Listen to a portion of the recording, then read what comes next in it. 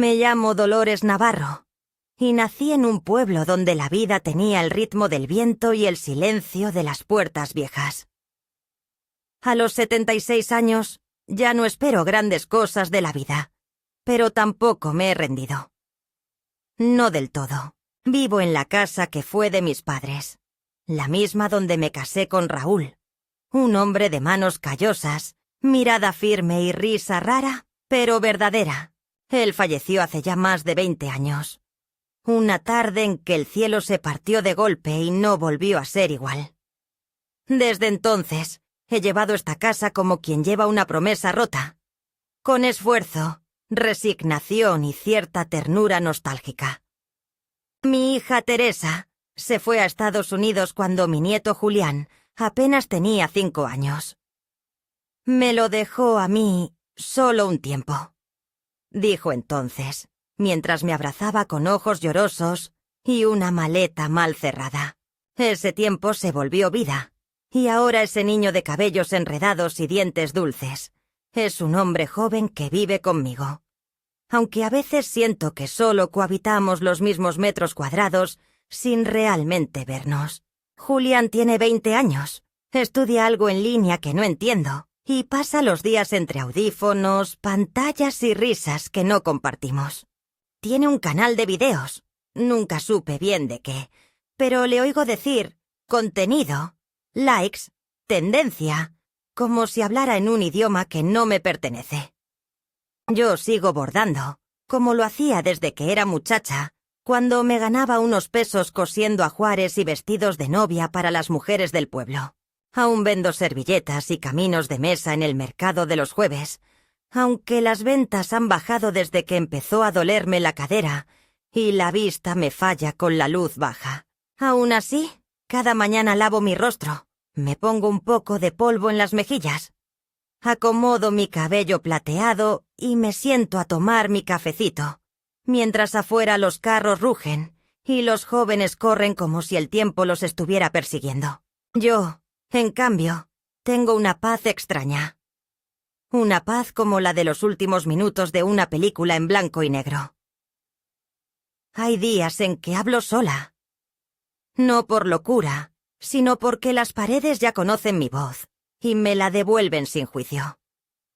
Les cuento cosas, les digo, por ejemplo, que Julián se olvidó de apagar la luz de la cocina otra vez.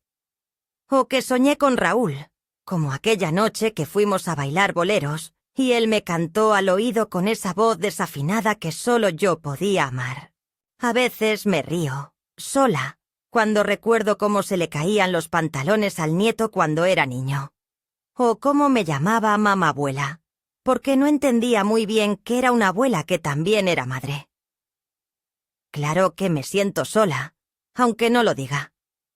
Y no es porque me falte compañía, sino porque me sobra silencio emocional.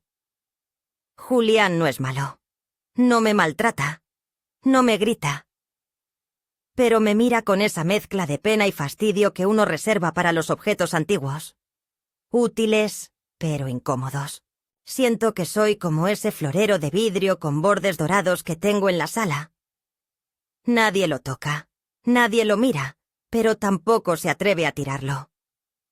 Él cree que no me doy cuenta, pero sí lo noto.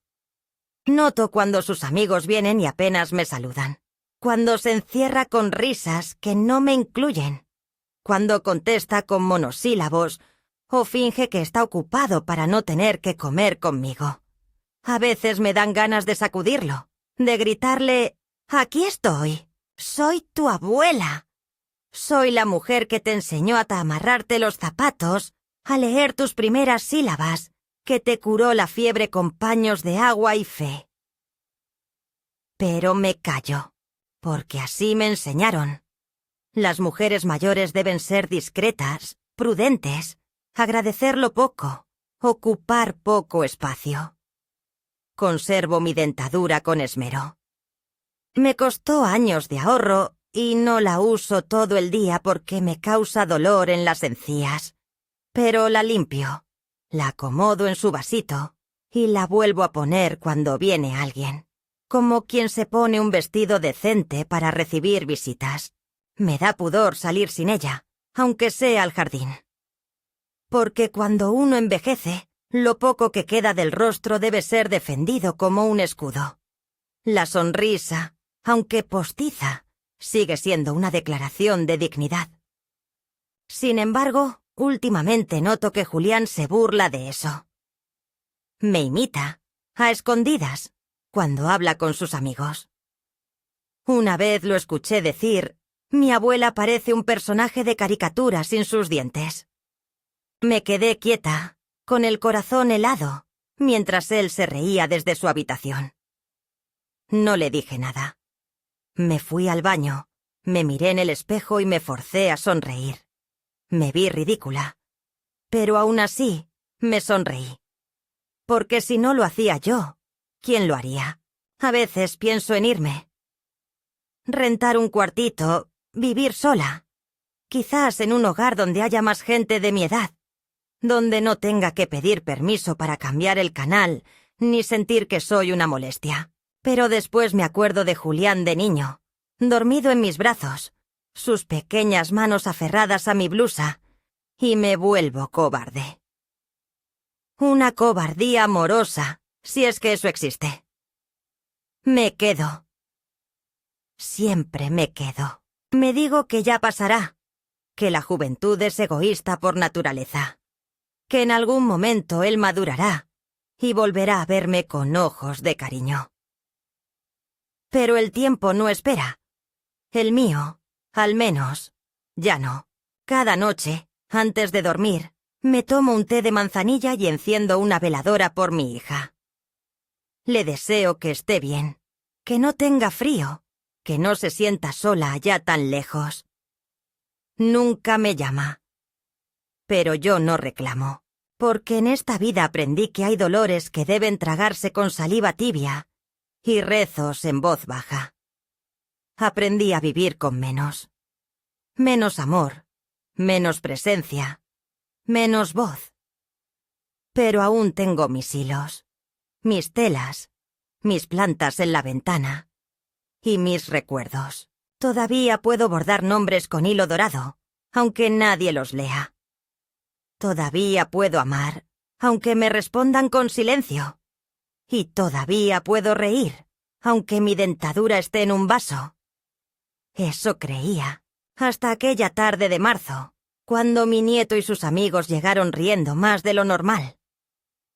Cuando creí que estaban en la sala viendo fútbol, y en realidad estaban urdiendo la burla más cruel de mi vida. Pero eso vendrá después. Primero, quiero que entiendas quién era yo antes del escarnio. Porque toda traición duele más cuando uno aún guarda esperanza. Fue un viernes por la tarde cuando todo cambió. El tipo de tarde templada en que los árboles apenas susurran y las sombras comienzan a alargarse sin prisa. Yo había pasado la mañana en el mercado, vendiendo mis bordados como de costumbre. No fue un buen día. Solo logré vender 2 caminos de mesa y un par de servilletas a una señora que regateó tanto que terminé cediendo más por cansancio que por cortesía. Volví a casa con la espalda molida y la bolsa más liviana de lo que me habría gustado. Julián me saludó sin levantar la vista del celular, murmurando un «hola» que se evaporó en el aire como una nota sin eco. Me senté a descansar un rato. Me quité los zapatos y me acomodé en mi rincón favorito de la sala, junto a la ventana, donde entra esa luz dorada que hace parecer que el tiempo se detiene. En esa quietud me quedé dormida sin querer. El cansancio tiene una forma de colarse sin pedir permiso. Desperté más tarde con risas provenientes del comedor. Julián había traído a 3 amigos, todos varones, jóvenes, de esos que usan ropa rota como moda y hablan como si todo fuera un meme. Los escuché cuchichear, reírse bajito, y luego uno de ellos dijo algo que no entendí del todo, pero que me puso alerta. «¿Y si lo hacemos en cámara lenta? Va a quedar brutal». No me levanté. No quería interrumpir ni parecer metida. Me limité a observar desde mi rincón, sintiéndome un poco como una figura de museo, olvidada entre vitrinas de un mundo moderno que ya no me considera relevante. Fui a la cocina y me puse a preparar una limonada para todos, como buena anfitriona. No porque ellos lo merecieran, sino porque a mí me enseñaron que cuando hay visitas, aunque sean inesperadas, se debe ofrecer algo. Dejé mi dentadura en el vasito sobre la repisa, como siempre que estoy en casa, y no espero salir ni hablar mucho. Me dolían las encías. Lo hago todos los días. Un gesto rutinario, sin mayor importancia. Al regresar con la jarra y los vasos, noté que todos estaban con sus teléfonos apuntando hacia el salón, hacia mí. Me miraban de reojo, pero no decían nada, reían entre ellos. Pensé que sería por algún video que veían juntos. Serví la limonada y me retiré en silencio. No fue sino hasta el día siguiente que todo se reveló. Estaba en la plaza comprando pan cuando la hija de mi vecina, una joven de unos 20 y tantos, me detuvo con una sonrisa incómoda. ¿Ya vio el video que subieron de usted, doña Dolores?, me preguntó con una mezcla de nerviosismo y lástima. Yo, sin entender, le dije que no sabía a qué se refería. Ella dudó un segundo, sacó su celular y tras unos toques me mostró un video en una red social. El título decía: Mi abuela sin dientes FT reacción de la banda.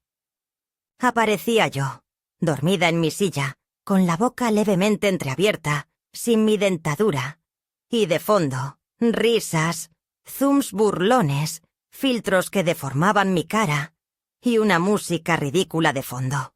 En un momento uno de los muchachos toma el vasito con mi dentadura y lo levanta como si fuera un trofeo, diciendo: La mordaza de la abuela, activa para Halloween.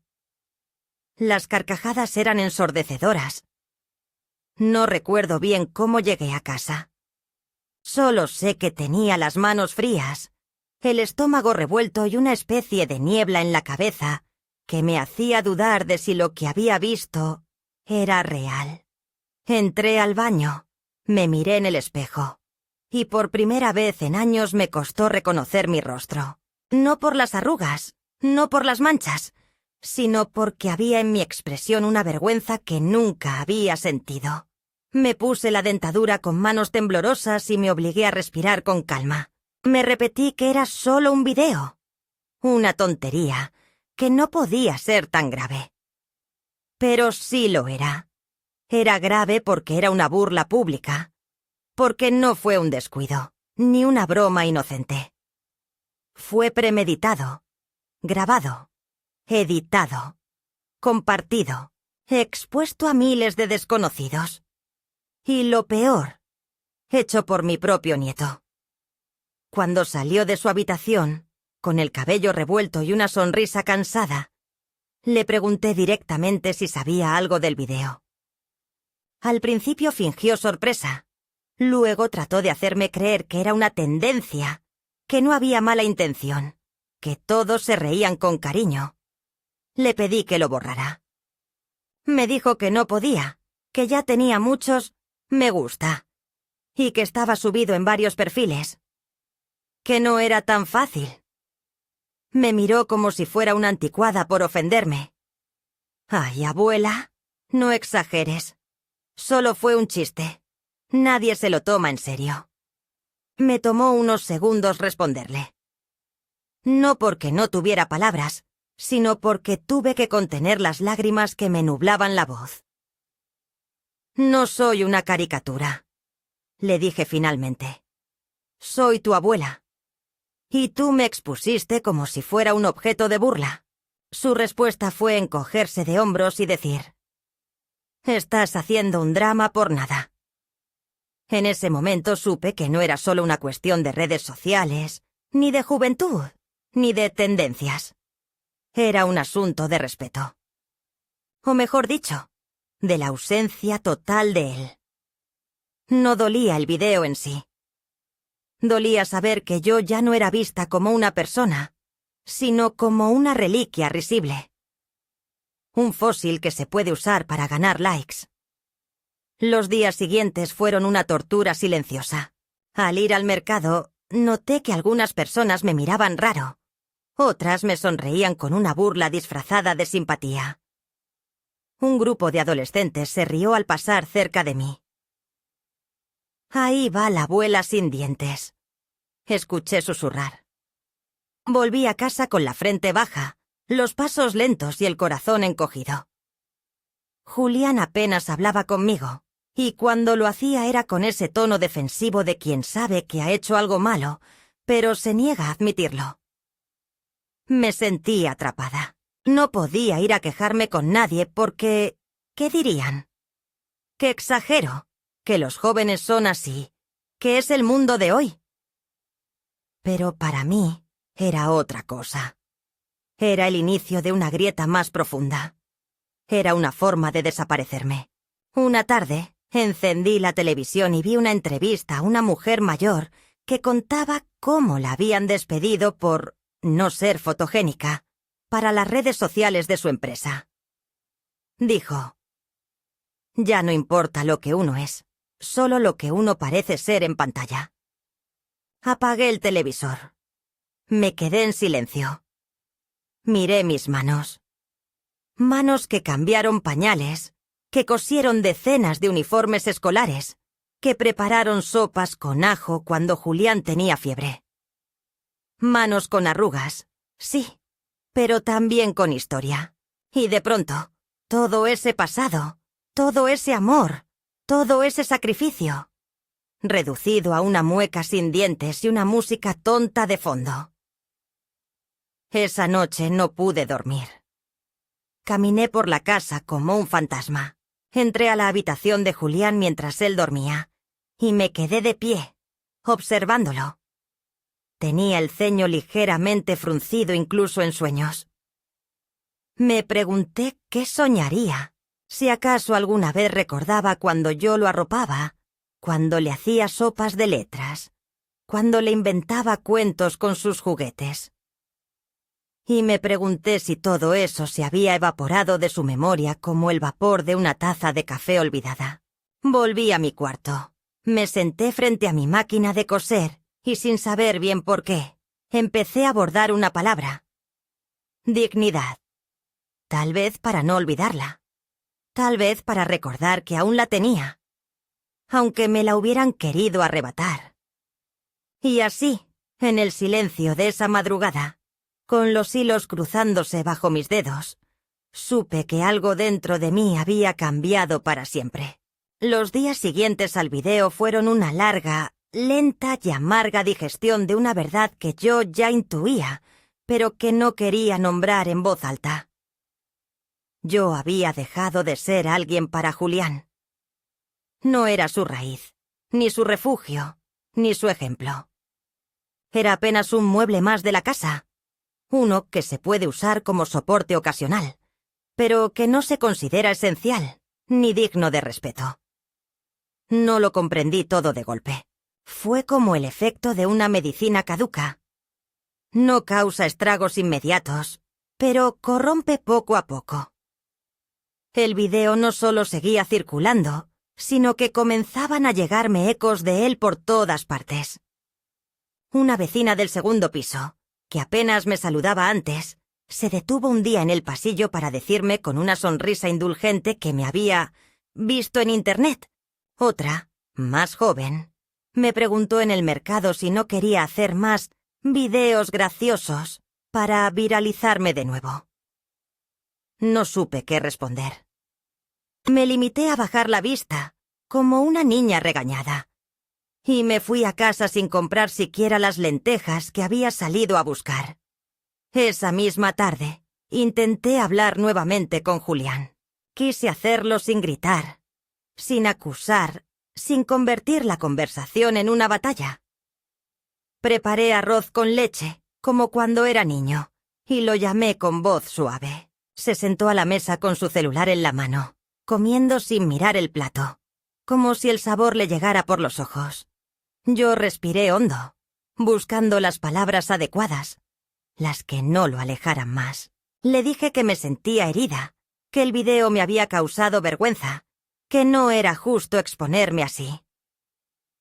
Él me escuchó en silencio, masticando sin apuro, y luego dijo con una voz monótona: «Ya te dije que no fue para hacerte daño. A la gente le gustó. ¿No ves que tienes comentarios bonitos también?» Me quedé helada. No entendía si era cinismo, ignorancia o puro desapego. Le pedí que leyera algunos de esos comentarios bonitos. Abrió el celular, deslizó el dedo unas cuantas veces y leyó uno en voz alta. «Qué ternura la abuela. Parece un personaje de Pixar sin dientes. Ja, ja, ja, ja». Me miró esperando una sonrisa. Yo solo asentí, con los labios apretados, y me retiré a mi habitación sin decir nada más. Esa noche lloré en silencio, como se llora cuando se sabe que ya no hay vuelta atrás. No por el video, ni por los comentarios, ni siquiera por el hecho de que miles de desconocidos se hubieran reído de mí. Lloré porque Julián, el niño que dormía abrazado a mi bata cuando tenía fiebre, el que me pedía que le contara historias hasta que se le cerraran los ojos, ese mismo ser humano, ahora no veía ningún problema en usar mi dolor como escalón para su entretenimiento. Había cambiado. O quizás nunca fue como yo lo imaginé. A veces me pregunto si uno ama a las personas como son o como recuerda que fueron. Los efectos del escarnio comenzaron a multiplicarse en mi vida cotidiana. En el mercado, una señora me pidió una foto. Pensé que quería una con mis bordados, como algunos compradores hacían de vez en cuando. Pero no. Me lo pidió sin dentadura. «Así como en el video, ¿sí?», dijo riendo. Le respondí con una negativa educada y un temblor en las manos que apenas logré disimular. Desde entonces, empecé a dejar de ir los jueves. Mis ventas se redujeron a casi nada, y con ellas, también mi sentido de utilidad. Ya no bordaba con ganas, ya no cocinaba con alegría. Mis plantas, que antes regaba con mimo cada mañana, comenzaron a marchitarse una a una, como si mi desánimo les contagiara el alma. Me pasaba horas sentada en la sala, viendo cómo la luz cambiaba de ángulo en las paredes, esperando algo que no sabía nombrar. Quizás una disculpa, o tal vez un simple gesto de redención. Nunca llegó. Lo peor fue cuando descubrí que no era el primer video. Una tarde, mientras revisaba unos papeles en la computadora, la vieja portátil que me regaló Teresa cuando emigró, esa que apenas entiendo. Sin querer abrí una carpeta donde Julián guardaba sus proyectos. Vi al menos 6 videos más donde yo aparecía. Uno en el que me grababa mientras dormía con la boca abierta. Otro donde imitaba mi forma de caminar, exagerando la lentitud de mis pasos. Y uno particularmente cruel donde hacía una especie de review de mi comida, fingiendo que le causaba asco, mientras mostraba imágenes de mis guisos de lentejas y mis sopas de pollo. No sabía si gritar, si reírme, si apagar la computadora y fingir que nada de eso existía. Me sentí como una pieza de museo vandalizada. Me sentí usada. Esa noche no encendí la luz. Me senté en la oscuridad de la cocina, con la tetera aún caliente y el silencio como único aliado. Pensé en mi madre, que murió en esa misma casa, y en cómo luchó por mantener la dignidad hasta el último suspiro. Recordé sus palabras. Uno puede perder todo, menos el respeto. Si lo pierdes, ya no eres tú. Y comprendí que yo ya no era yo. O mejor dicho, que me estaban despojando de mi derecho a ser vista con dignidad. No podía permitirlo más. No sin pelear. Tomé una decisión que me costó años. Empecé a recoger mis cosas. Primero fue una pequeña maleta con documentos. Luego una bolsa con mis hilos. Mi bastidor. Unas cuantas fotos. Y una libreta donde escribía recetas y pensamientos. No tenía un plan claro aún, pero sabía que necesitaba espacio. Le pedí a Matilde, mi amiga del mercado, que me prestara su cuarto de costura por unos días. Ella me abrió las puertas sin hacer preguntas, con esa ternura sin ruido que solo las verdaderas amigas tienen. Me mudé con lo puesto. Dejé la casa que había sido mi hogar durante más de 4 décadas, no porque no tuviera dónde ir, sino porque ya no tenía con quién estar. Julián no me detuvo. Apenas preguntó, ¿pero por qué?, con una mezcla de fastidio y confusión. Le respondí con la voz más tranquila que encontré. Porque necesito volver a ser persona. Me miró como si le hablara en otro idioma. Y quizás así era. Porque para él, y para tantos otros de su edad, lo real ha dejado de ser tangible. Se creen dioses de lo digital, creadores de universos que solo existen en pantallas. Pero yo no soy un contenido. Yo no soy un personaje. Yo soy Dolores Navarro, mujer de carne, arrugas, memorias y voz. Y esa voz, aunque rota, seguía ahí. Las semanas en casa de Matilde me devolvieron algo que no sabía que había perdido: la mirada amable de los otros. Sus nietas me preguntaban por mis historias, me ayudaban a armar mis bastidores, escuchaban mis cuentos sin burlas ni filtros. Una tarde, una de ellas me dijo: «Ojalá mi abuela fuera como usted». Y yo lloré. No por el halago, sino porque recordé cómo era ser querida sin condiciones. Pero incluso desde la distancia, el video seguía vivo. Me llegaban mensajes, capturas de pantalla, incluso solicitudes de entrevistas. Algunos canales de redes querían saber mi versión. Les respondí a todos con la misma frase: «Mi historia aún no termina». No quería ser un meme. Quería ser memoria. Entonces ocurrió lo inesperado. Recibí una carta, escrita a mano, en sobre sin remitente. La abrí con recelo. Era de Teresa, mi hija. Decía que había visto el video por una compañera de trabajo, que al principio no entendió qué pasaba, que luego sintió rabia, vergüenza y, sobre todo, dolor. Me pedía perdón por haberse alejado tanto, por haberme dejado sola con una responsabilidad tan grande, por haberse convencido de que la distancia la liberaba del deber de cuidar. Me decía que había hablado con Julián por videollamada, que lo había confrontado, y que no esperaba una redención inmediata, pero sí un cambio. Terminaba diciendo que quería venir a verme, que si aún tenía lugar para ella en mi corazón. No respondí de inmediato. Me tomé una semana, pero finalmente le escribí: «Siempre, pero no vengas a rescatarme. Ven a escucharme». Esa fue la primera vez, en muchos años, que me sentí escuchada. Y entonces comenzó la siguiente etapa.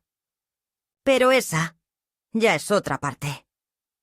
Nunca imaginé que el momento de mayor claridad en mi vida llegaría en una mañana gris, con la lluvia apenas insinuándose en el marco de la ventana y el olor a café viejo flotando en el aire. Llevaba ya casi un mes viviendo en casa de Matilde, entre hilos de colores, viejas revistas de bordado y tazas de porcelana con flores desvaídas.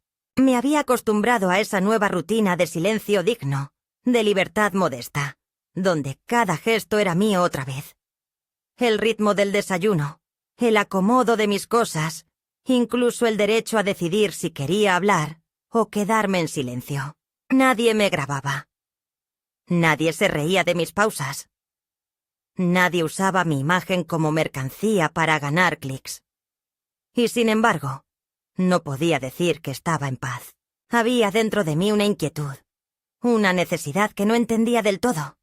Algo que se agitaba cada vez que cerraba los ojos, y recordaba el rostro de Julián cuando le dije que me iba. No era remordimiento, era algo más complejo, más antiguo. la herida de haber sido invisible para alguien a quien se ha dado todo. La sensación de haber criado a un extraño. Una mañana, mientras Matilde salía al médico, me senté frente a su viejo escritorio y abrí su computadora. No suelo meterme en aparatos ajenos, pero ella misma me había dicho que la usara cuando quisiera. Pensé en escribirle una carta a Teresa, más larga, más pensada. Habíamos intercambiado algunas notas, mensajes breves donde nos tanteábamos con la cautela de quienes han estado demasiado tiempo distantes. Ella me decía que quería venir. Yo le decía que sí, pero nunca poníamos fecha. El miedo a enfrentarnos con todo lo no dicho era mayor que el deseo de abrazarnos. Pero esa mañana algo en mí necesitaba romper el silencio. Abrí un documento nuevo y empecé a escribir sin pensar demasiado. Comencé por contarle que ya no estaba en casa, que me sentía como una hoja suelta que flota sin saber dónde caer. Le hablé de los días en el mercado, de las burlas, del video, de cómo todo eso no fue lo peor. Le dije que lo que más dolía era su silencio durante años, su ausencia en los momentos clave, su forma de mirar desde lejos como si mi vejez fuera una molestia estética.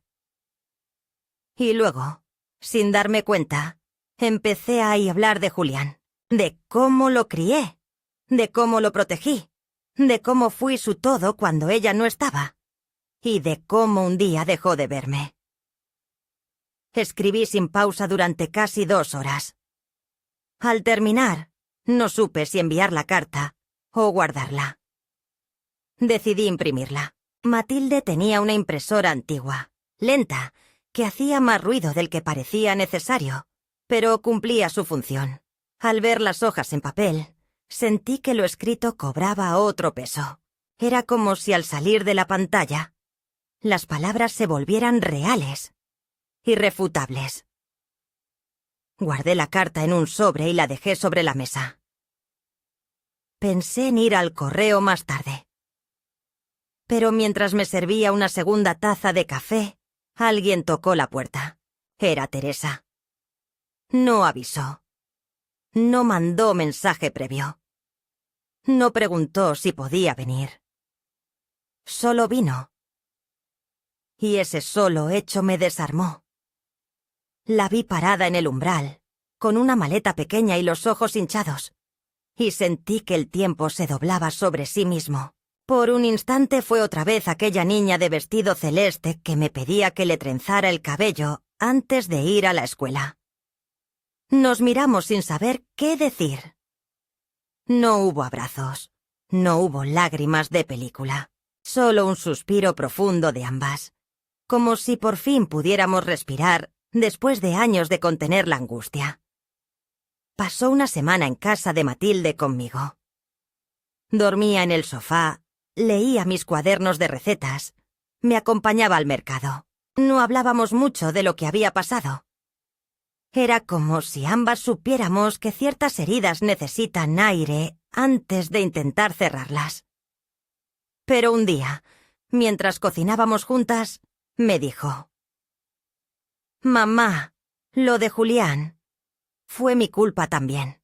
Quise decirle que no, que ella no podía cargar con eso. Pero ella insistió. Me contó que desde que se fue al extranjero, siempre sintió que debía compensar la distancia con dinero. Que mandaba lo que podía, pero que jamás preguntó cómo estaba yo realmente. Me escondí en la excusa del trabajo, de los papeles, de la vida ya.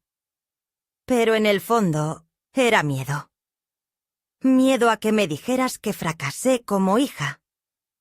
La escuché sin interrumpirla. Y cuando terminó, le tomé la mano y le dije: «No fracasaste. Solo te alejaste. Y ahora estás aquí». No fue una reconciliación completa, pero fue un puente.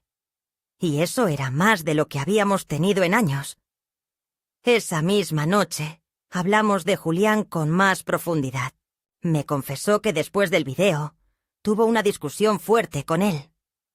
Que lo confrontó por usarme de esa manera, que él reaccionó con una mezcla de vergüenza y negación, que no sabía cómo manejar la culpa.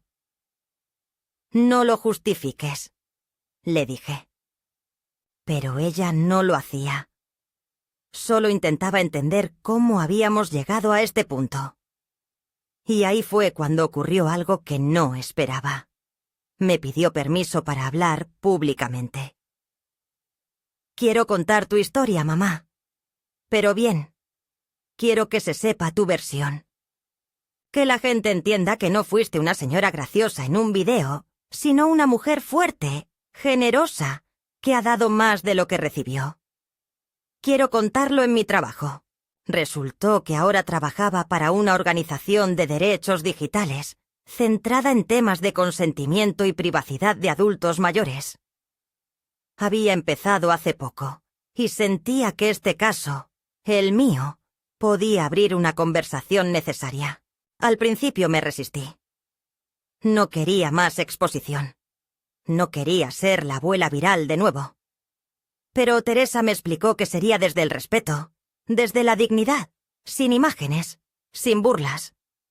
Solo palabras. Mi historia. Nuestra historia. Acepté. Y esa fue la primera decisión que tomé desde mí misma, no desde el miedo. El artículo salió a la semana siguiente. Se publicó en una revista digital con buena reputación. El título era sobrio: Cuando la dignidad se convierte en contenido. El caso de Dolores Navarro. No tenía fotos. Solo mi nombre, mi voz en texto, mis vivencias narradas con honestidad. Teresa escribió con una delicadeza que me sorprendió.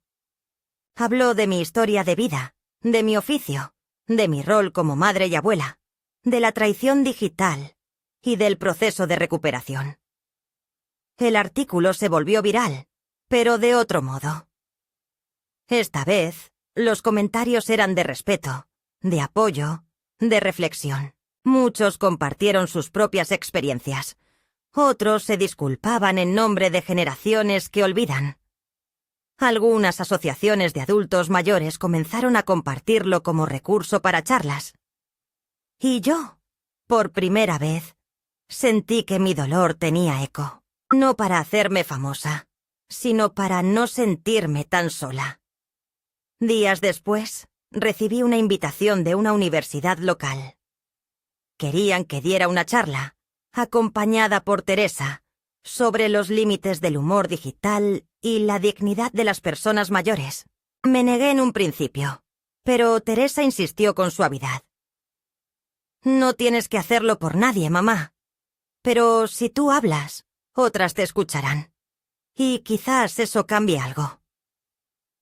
Lo pensé toda la noche. Al amanecer, le dije que sí. La charla fue sencilla, sin pompas. Una sala mediana, estudiantes jóvenes, algunos profesores. Teresa habló primero. Luego me invitaron a subir. Temblaban mis rodillas, no por miedo escénico, sino por el peso de lo que iba a decir. Tomé el micrófono con manos firmes y hablé. No desde el dolor, sino desde la memoria.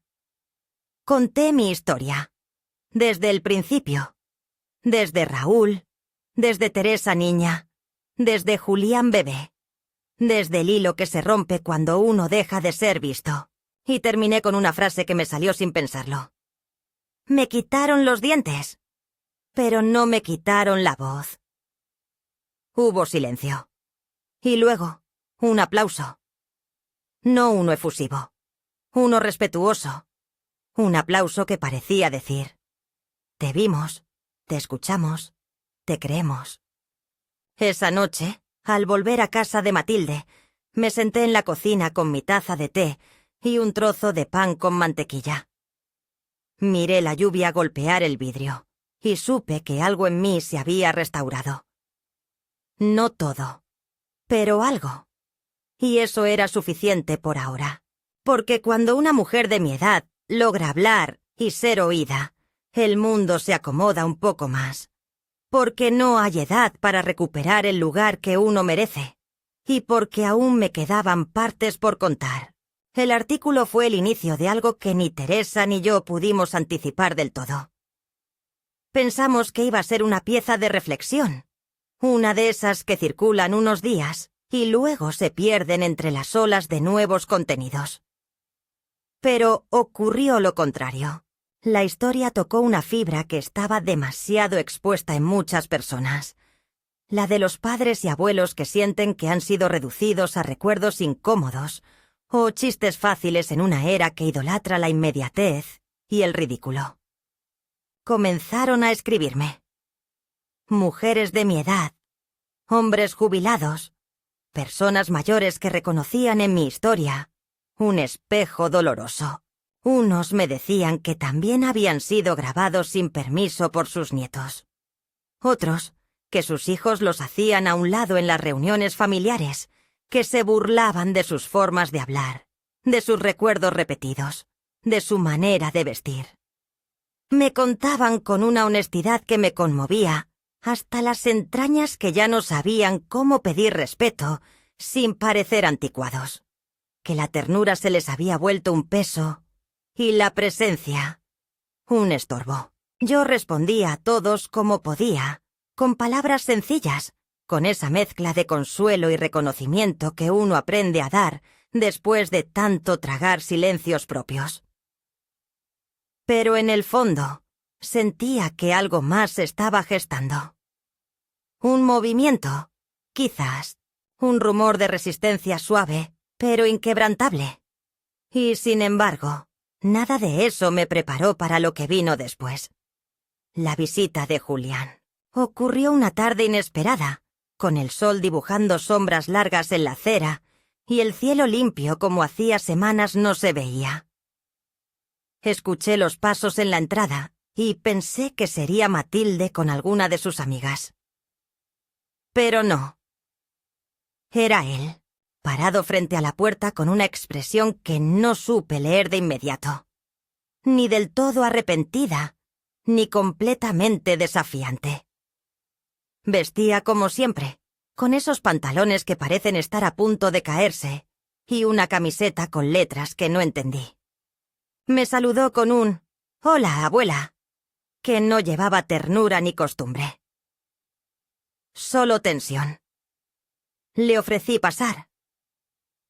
Entró como quien entra a una casa ajena, mirando los rincones, los objetos, buscando referencias que le permitieran situarse. Se sentó frente a mí en la cocina, en la misma silla donde Teresa y yo habíamos compartido nuestras primeras verdades semanas atrás. No dije nada. Le serví un té de manzanilla, porque era lo único que tenía caliente. Y me senté frente a él, con las manos en el regazo. Durante unos minutos, no habló.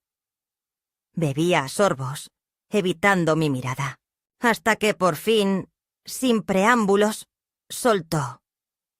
Mamá me pidió que viniera. Dice que tengo que disculparme.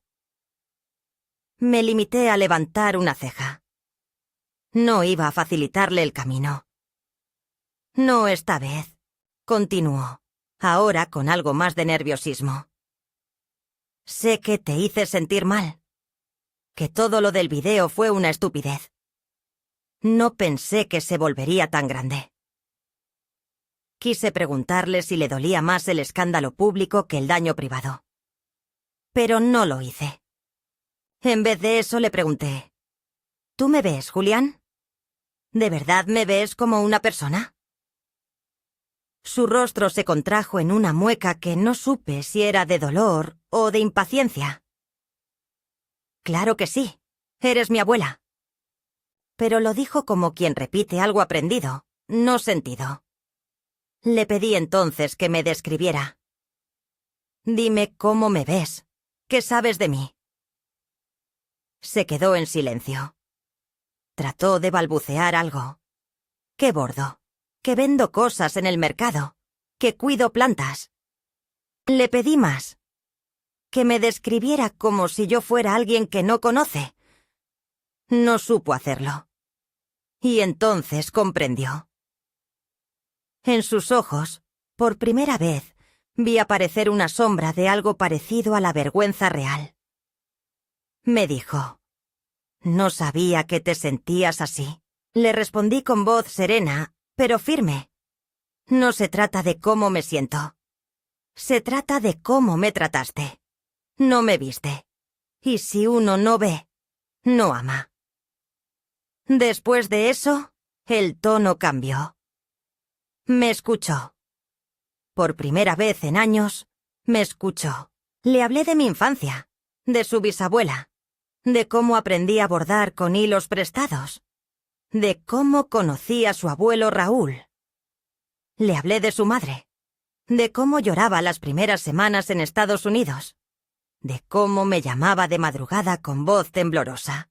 Le conté cómo lo crié, no como una obligación, sino como una segunda oportunidad de amar. Y luego le dije lo que más me costaba, que su burla me había roto no por el video, sino porque fue pública la traición. Que no hubo un error, ni un malentendido. Hubo una elección, la de exponerme por risa, la de convertir mi cuerpo, mis gestos, mis ausencias dentales, en entretenimiento. Me escuchó y lloró.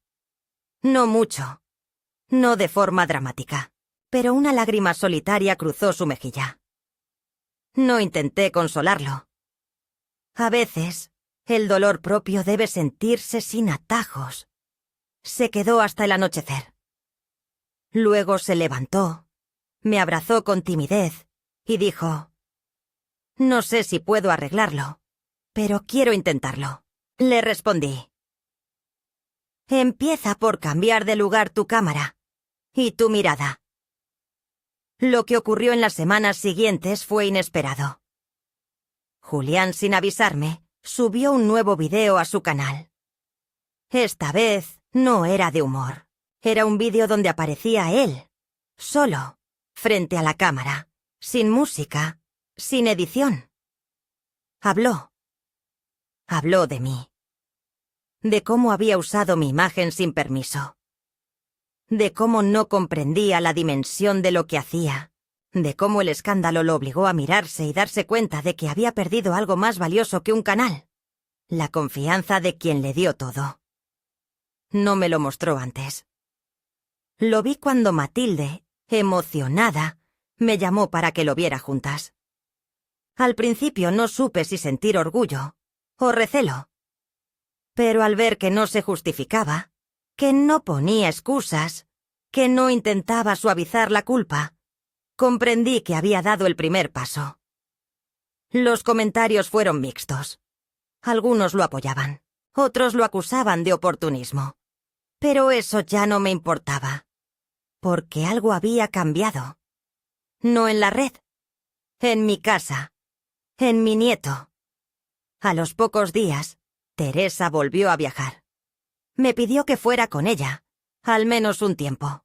Pero le dije que no. Quería quedarme en la ciudad. Quería volver a mi mercado, a mis plantas, a mis amigas. Pero me prometió que volvería en unos meses. Y yo le creí. Julián empezó a visitarme los fines de semana. Traía cosas para cocinar. Me pedía que le enseñara a bordar. Al principio pensé que era una manera de compensar la culpa. Pero con el tiempo vi que había en él una curiosidad real. Un deseo de reconstruir algo roto. Un día me dijo que quería hacer un proyecto conmigo. Que quería grabar historias de mujeres mayores, pero con respeto, con consentimiento, con voz propia. Me reí. Le dije que no era tan fácil lavar el nombre. Me dijo que no quería lavar nada, solo aprender. Y contar bien. Me pidió que fuera su primera invitada. Dudé, pero accedí. Nos sentamos en mi sala, con la cámara encendida, y esta vez yo decidí qué contar. Qué mostrar. Cuándo parar. Hablamos 1 hora. Luego él lo editó, pero me mostró todo antes de publicar. Puso mi nombre completo. Dolores Navarro. sin apodos, sin risas. Solo una mujer hablando de su vida.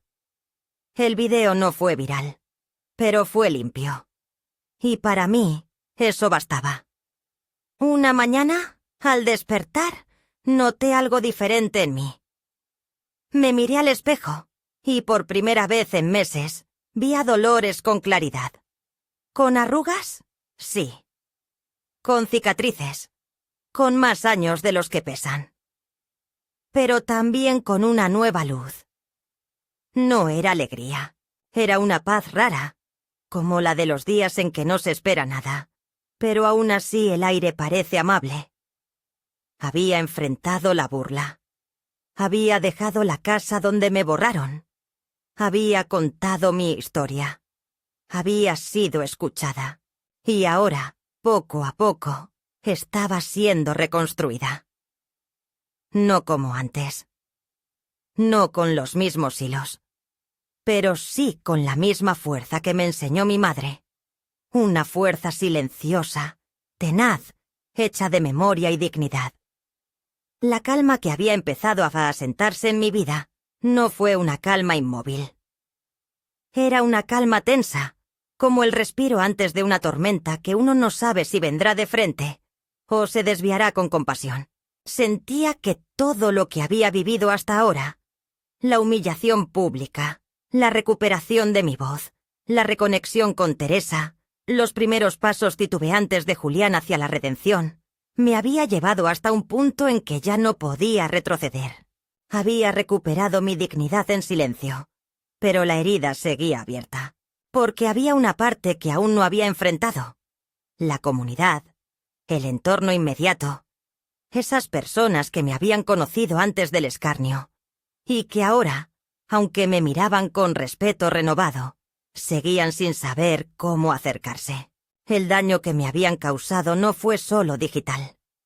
Fue físico, cotidiano. Había perdido mi lugar en el mercado.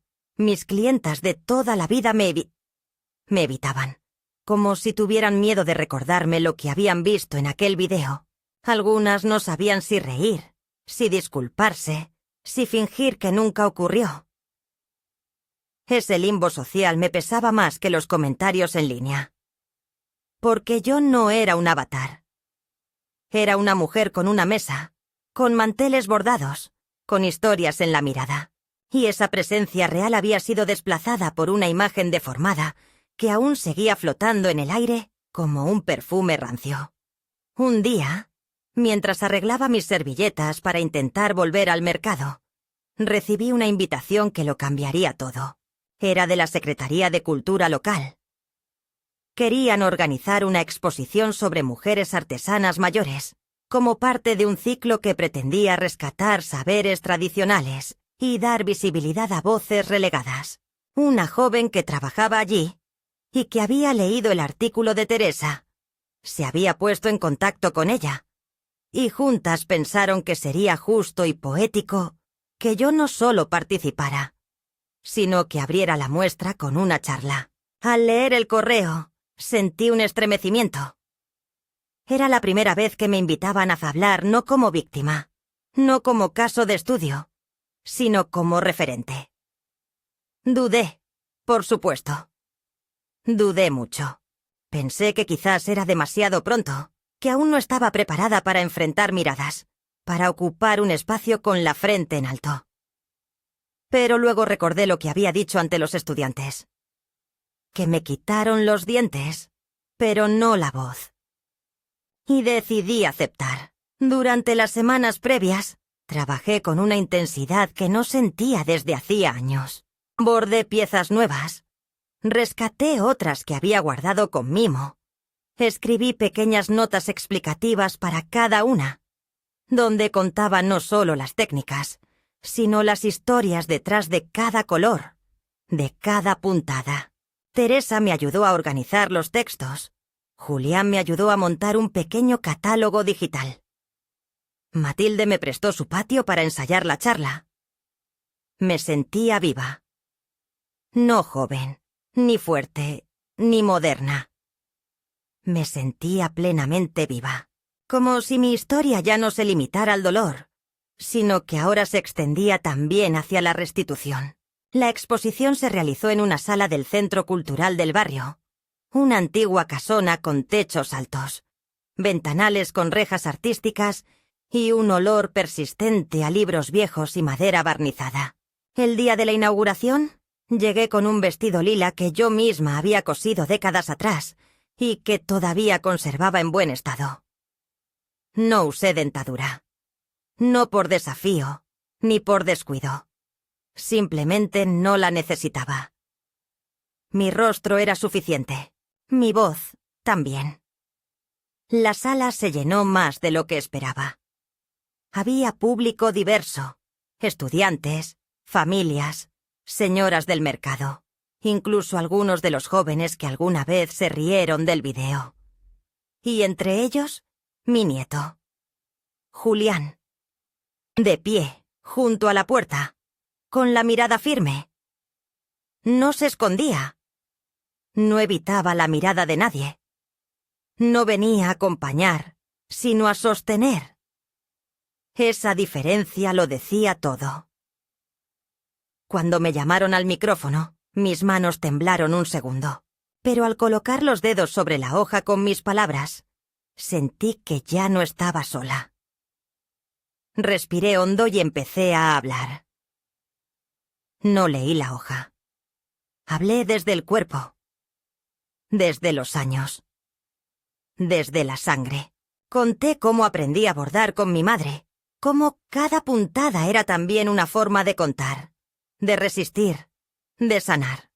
Conté cómo me sentí al ser expuesta, al ser reducida a un personaje, al ser robada de mi humanidad por un chiste.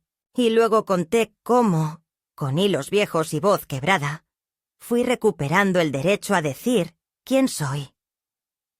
Hablé sin pedir lástima. Hablé sin buscar aplausos. Hablé para ocupar mi lugar. Cuando terminé, el silencio fue profundo. Un silencio que no era de incomodidad, sino de respeto. Luego vino el aplauso. Y con él, las lágrimas. Las mías, las de otros. Me abrazaron muchas personas. Me pidieron perdón, aunque no fueran responsables. Me agradecieron. Me contaron sus historias. Y entonces lo supe. Esa exposición no era solo mía. Era un acto de justicia para todas las dolores que habían sido borradas, ridiculizadas, silenciadas. Era una restitución colectiva. Y luego vino el momento que, sin saberlo, había estado esperando. Una señora, de unos 50 años, se acercó con una expresión seria. Me preguntó si podía hablarme en privado. La llevé a un rincón. Me dijo que era la madre de uno de los amigos de Julián, el mismo que había grabado el video. Me pidió disculpas. Me dijo que se enteró por su hijo, que lloró al ver el video, que nunca supo qué hacer con la culpa. Me ofreció bordados que su madre había dejado antes de morir, como gesto de reparación. Los tomé. No como premio, ni como trofeo, sino como puente. Le dije que no buscaba castigo, solo que nunca más alguien hiciera eso a una mujer mayor. Ella sintió con lágrimas en los ojos. Esa noche, al volver a casa, Julián me dijo: «Eres más fuerte de lo que pensé». Le respondí: «No soy fuerte. Solo aprendí a no desaparecer». Él se quedó callado. Luego me abrazó largo. Por primera vez en años, me apretó con esa desesperación de quien pide perdón sin palabras. Le acaricié el cabello, como cuando era niño. Y sentí que algo en los dos se reconstruía. No del todo. Nunca del todo. Pero sí con una firmeza nueva. Unos días después, volvió a subir un video. Esta vez no hablaba de mí. Hablaba de respeto. Hablaba de los límites del humor, de la responsabilidad de los creadores de contenido. Se notaba que había leído, que había pensado, que no era solo arrepentimiento, sino conciencia. Y entonces ocurrió lo impensable. El video fue compartido por otras figuras de redes. Algunos lo criticaron, otros lo alabaron. Pero lo cierto es que comenzó una conversación que antes no existía. Y en el centro de todo eso, sin buscarlo, estaba yo. Me invitaron a dar otras charlas, a participar en mesas redondas, a colaborar en talleres de alfabetización digital para adultos mayores. Acepté algunas. Rechacé otras. No por desprecio, sino porque aprendí a elegir. A elegir qué historias contar, cuándo hablar, cuándo callar. Y sobre todo, a no permitir nunca más que mi silencio fuera decidido por otros. Me reencontré con amigas, con clientas. Volví al mercado. Puse mi mesa. Y una tarde, una niña se acercó con su abuela. La niña me miró y dijo: «Usted es la señora que habla bonito, ¿verdad?» Yo sonreí. «A veces», le dije. «Pero no siempre. A veces, solo bordo». Y seguí bordando, con la luz del atardecer cayendo sobre mi mesa. Porque había vuelto, no a ser quien era antes, sino a ser, simplemente, quien soy. No busqué justicia. Tampoco venganza. Lo único que quise, desde el principio, fue que se me devolviera el derecho de existir con dignidad. Ese derecho pequeño y silencioso de poder estar en un lugar sin que se me mire con burla o con lástima. Después de todo lo que ocurrió, de todo lo que hablé y lo que escuché, de los espacios que recuperé y las palabras que hilvané como si fueran hilos invisibles en la tela de mi historia, comprendí que no hay final feliz en la vida real. Pero sí hay finales verdaderos. Y este, el mío, tiene la forma de una casa tibia, de una ventana abierta, de una mesa con bordados que vuelven a encontrar manos que los valoran. Volví a vivir sola, en un pequeño departamento cerca del parque donde solía pasear con Julián cuando era niño. No quise regresar a la casa grande, esa que quedó cargada de ecos, de risas forzadas, de cámaras ocultas y silencios que dolían más que los gritos. Quise empezar de nuevo. No para olvidar, sino para construir un espacio que llevara solo mi voz. Decoré las paredes con mis bordados más antiguos, aquellos que tienen manchas de años y memorias en cada puntada. Volví a hacer pan de maíz los domingos. Planté romero y albahaca en latas recicladas. Recuperé gestos que antes hacía sin pensar y que ahora repetía con una conciencia nueva, casi ceremoniosa. Volver a vivir no fue fácil. La edad no me da velocidad, ni mis huesos me dan tregua. Pero me di cuenta de que lo importante no era la prisa, sino el rumbo. Julia me visita cada 15 días. A veces más, cuando puede. No hablamos mucho del pasado, pero no lo evitamos tampoco. Aprendimos a convivir con lo que ocurrió. Él ahora trabaja con jóvenes que quieren crear contenido respetuoso. Da charlas en escuelas. Comparte mi historia como ejemplo de lo que no debe repetirse. Yo no lo acompaño a esas charlas, no por desprecio, sino porque ya no necesito ser testigo para saber que algo se está reparando. Me basta con verlo llegar con comida que cocina él mismo, con libros que cree que me gustarán, con hilos nuevos que compra en mercerías que descubrió por su cuenta. Me basta con verlo preguntar, escuchar, quedarse. A veces se sienta conmigo y borda. No lo hace bien, pero lo intenta. Y ese intento tiene más valor que cualquier destreza. Teresa viene cuando puede. No es frecuente, pero es constante. Se ha convertido en alguien más pausada, más atenta. Nos escribimos cartas, a la antigua, nada de correos ni mensajes cortos. Cartas con tinta, con sobres de colores, con dibujos en los márgenes. Me cuenta de su trabajo, de sus dudas, de sus miedos. Yo le hablo de mis plantas, de las señoras del mercado, de los nuevos bordados que intentó.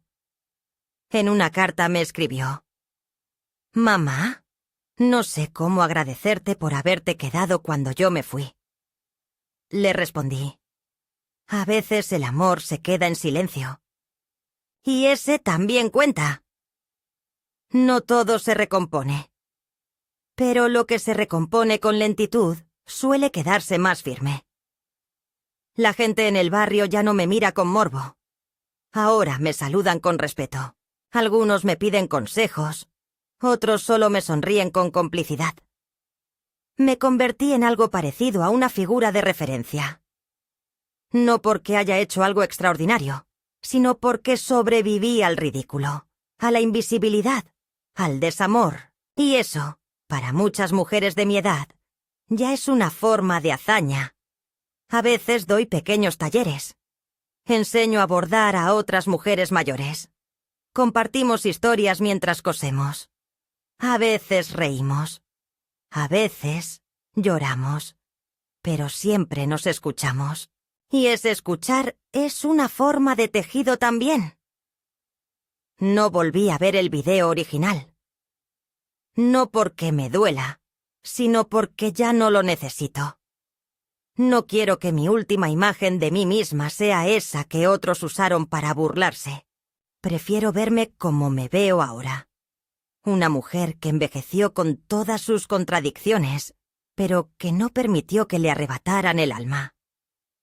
Porque eso era lo que realmente estaba en juego. No mi dentadura, no mi imagen, sino mi esencia. Y esa, al final, la protegí con todo lo que tenía: memoria, orgullo, voz. Hoy, al escribir estas últimas palabras, me doy cuenta de que no sé si esta historia servirá a alguien más. Pero a mí me sirvió. Me sirvió para entender que una vida vale, aunque no sea contada en redes, que las arrugas son formas de recordar, que el respeto no se exige, se encarna. Me sirvió para reafirmar que la edad no es un desecho, sino un capital que pocos saben leer. Y me sirvió para mirar al espejo sin bajar la vista. Soy Dolores Navarro. Tengo 79 años. Bordo, cocino, escucho. He sido madre, abuela, amiga y blanco de burlas. Pero también he sido voz, ejemplo y refugio.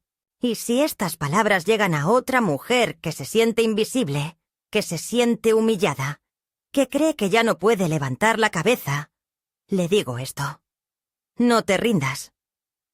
Porque la dignidad no tiene edad. Porque tu historia importa. Porque aún queda hilo.